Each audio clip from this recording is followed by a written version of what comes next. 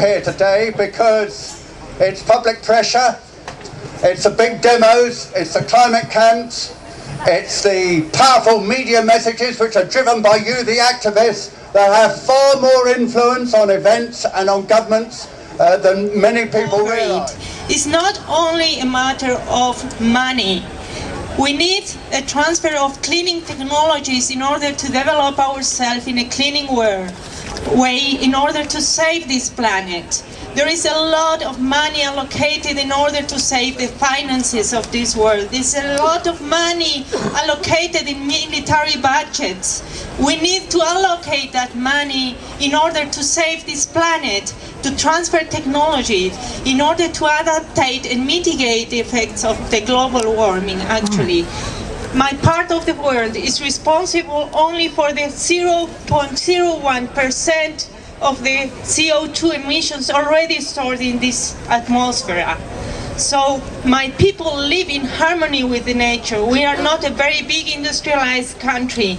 We have resources in order to change this world. The political willing. We have to push our leaders in order to have an equitable and fair agreement in Copenhagen, not only for the developed world, it should go as well to the developing world.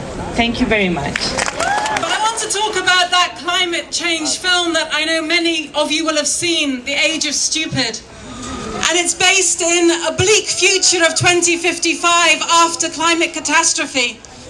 And I'm haunted by some words of the main character, the sole survivor, who looks back to 2009, he looks back to today, and he says, why is it that knowing what they knew then, didn't they act while there was still time? And that, to me, is the most important question of our time. Why have we still failed to galvanise the political will that we need to tackle climate change? Because local campaigns, like the 1010 campaign, are fantastically important.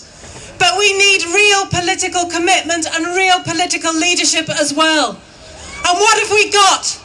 A Labour government under whom emissions have risen, not fallen. A Tory party that is squabbling amongst themselves over whether climate change even exists. And so that's why it's so important that we're here today with our urgent message, which is this: that climate change is a far greater threat than international terrorism and is itself a weapon of mass destruction. That it is obscene that governments can find money to bail out banks and pay bankers bonuses, but can't find the money to stop the planet burning.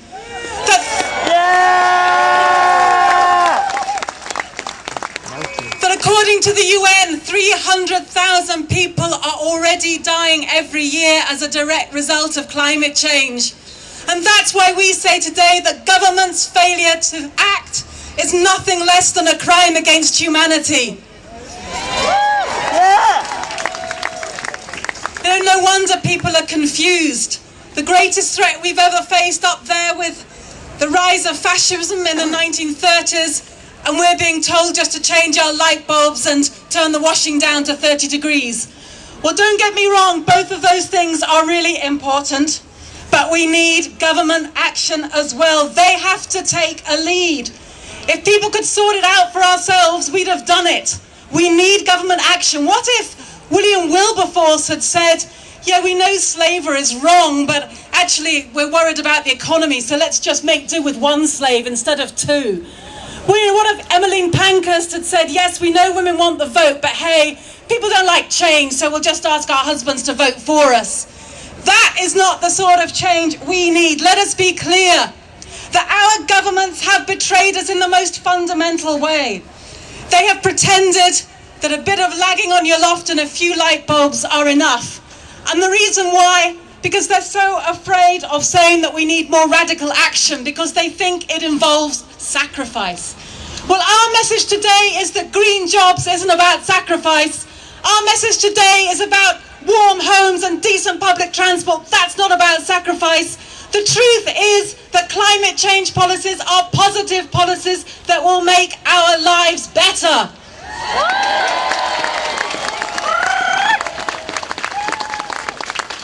But if our politicians fail to act, I think we should be really clear that we pledge ourselves to do everything in our power, both within the law and, if necessary, outside the law, to peacefully prevent our headlong descent into climate chaos.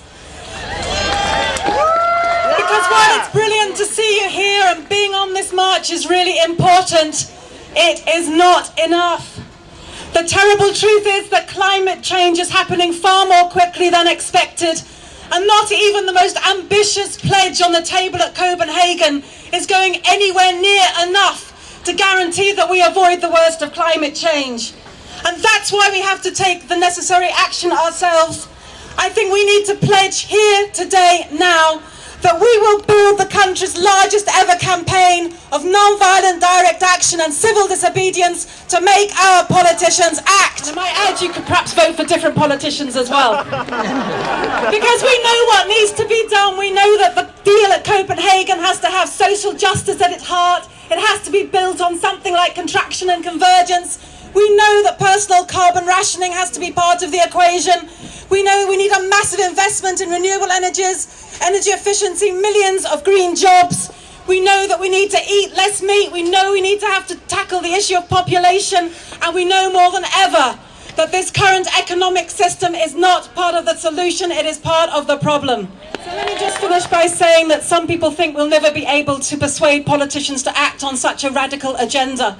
That while it might be economically and technically possible to deal with climate change, some people say it's not politically possible. Well, I think we're here today to change the definition of what is politically possible. Scientists tell us we have within 10 years in which emissions need to peak and then fall. That means it falls to this generation, it falls to our generation, it falls to us to act. Now that is an awesome responsibility, but it is also an amazing opportunity that we are here today and we can do this. Together we're powerful.